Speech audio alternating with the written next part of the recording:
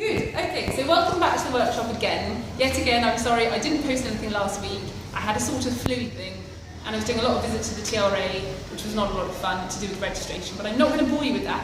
Instead, I wanted to share with you a sort of Christmas message, which is, instead of the 12 days of Christmas, we have the 12 stages of what Pikilily is hoping to do over the next 12 months. Because a lot of people have been saying, either can you give us a business plan so maybe we can help you with funding, or maybe they just want to understand a little bit more about what this project is going to be looking like once the workshop is finished, so that we can, because there's a lot of stuff going on in lots of different directions. So as you can see, we're back in the workshop, but obviously it's a bit dull if it's only me explaining this. So I've invited some friends of the workshop to come and help explain this. And everybody here has got some connection with the workshop, so come with me. Here we have the lovely Owen, my friend from the UK, who has done the artwork for this wonderful scheme. Here she has the first stage, which represents the workshop. Simply, the first thing we have to do is finish the workshop, paint the mural on this lovely wall of thanks here, paint the floor, and do one or two finishing touches.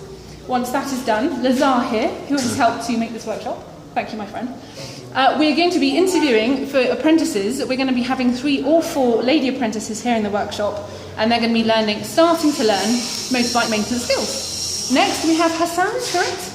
Asante. He is holding a spanner. This represents the fact we need to buy some tools to equip the workshop, and we're looking about how to find the best quality for the best price. Next, the lovely baby, Shikamo baby. She's holding up some balloons. Why? Because we're going to have an opening party when everything is ready, and we're going to be inviting everybody who's helped to make this workshop possible, as well as some local officials who've helped us to get all the paperwork done, which has been nothing but joy. Also, Bibi will be with us here in the workshop from this moment on, making her lovely grass mats and selling them to whoever would like to buy them. Onwards, we have Bibi's daughter. She is going to be holding a book here. That is because the training will be beginning in earnest for these apprentices. They'll be starting to learn some really basic motorbike maintenance and motorbike mechanics, the real basics of what is a wheel, what is an air filter, how do we clean it, how do we test for tyre pressures, how do we change oil. That's going to go on for about a month. They'll be training for, we think, 4 mornings a week, and then after that they'll actually be able to charge people who come in here for getting those basic services done, but to a really high standard using lovely materials. Asante, lovely. Onwards, we have our friend, I'm sorry, I can't remember your name, George. George is holding up a cross. This represents the fact that we will also at this point be focusing on sourcing spare parts for the motorcycle ambulances. You might remember we talked about those in Sengarema. We hope to be refurbishing those bikes, but first of all we need to get the spare part and bring them to Wanda. After that, our dear friend Halidi, who is also our co-director in Pikilily, Hongera, or Pole, depending on your perspective, and who also has been overseeing all the construction of this workshop, Asante for sure. He's holding a graduation cap because after the first month of training, we hope all of our ladies will graduate from the very most elementary stage. They'll be doing this work, they'll be charging for their services, but they'll also be starting to learn some more things like valve clearances and other small stages of learning, and then they can keep graduating through onto some more advanced mechanics. We like that. Asante. Halidi. Honoured, we have Zaidi, never dull, thank you. He's holding a poor injured person on a stretcher. This represents the fact that by this point the motorbike ambulance should be up and running, we'll have fitted the parts, deliver them back to the field in Sengarema, and we will be hoping to run those in the community and helping people all over the rural areas be brought back into hospital if they need any treatment for any problem that requires emergency call out. Onwards, we have Omali, who's also been busy helping us build this workshop. He's been just ordered to look more cheerful, Pole.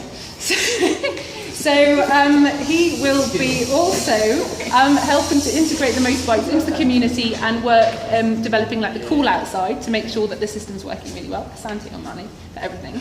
Here we have the very cheerful Ramadani? Yes, Asante. He is having here a picture of a woman with a picky. This represents the fact that we'll be hoping to establish the Pikilily riding school for women, which is going to take a bit of time because of all kinds of things which are slightly too boring to go into, but we are going to be doing that in the next 12 months, so we're very excited about that. And then lastly, we have Willie, I think. Yes, Asante. And he is holding up a picture of a person with a very robust looking helmet This person represents the fact we're going to be running some workshops in the community to promote safe riding practices, the importance of good kit, and all the rest of it. So the last one is actually carried by me, 2018. So what's that all about? It's all the things that we're hoping to do in the following year after that.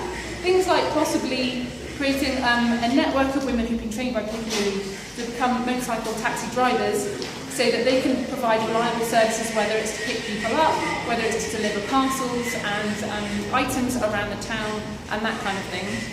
And also looking to expand maybe into other places or even to a bigger workshop, who knows. The other thing I'd really like to think about doing is also at some point in the next year, generally actually, making sure that we have got a good supply of quality helmets of tropical strength that are lightweight but strong to help keep people safe, because the quality of the helmets generally on the roads here is shocking. But they are mandatory, which is good. I think that's it from us here today, but thank you for watching our video. What's that? Oh yes, how to help! Good reminder, thank you, Owen. So if you like what we do, thank you. Ways in which you can help over the coming year. Certainly we'll be doing more crowdfunding campaigns, so that's definitely a really great way to help. We'll be doing fundraising to do things like buy the spare parts for motorbike ambulances and all kinds of things. There'll always be specific fundraisers. Also, if you just want to help spread the word through talking about us on Facebook or Twitter, or liking us on Facebook or Twitter, that would be very, very helpful. And also, the other option is we always need skilled people to come out and help share their skills with us here, because at the moment it's mostly just on a daily basis, me and also Haliti, but he also has other work to do as well. We have no paid employees. But we really need help. So if somebody out there has got the time and the expertise, and say, for example, applying for funding, social media marketing, monitoring and evaluation expertise, anything practically, we would be very grateful to hear from you. So yeah, please think about that. Thank you very much. And Merry Christmas, another timely reminder. It's pretty hot here, hard to think about Christmas, but spot on. So enjoy your holidays. Thank you very much from everybody here. Thank you.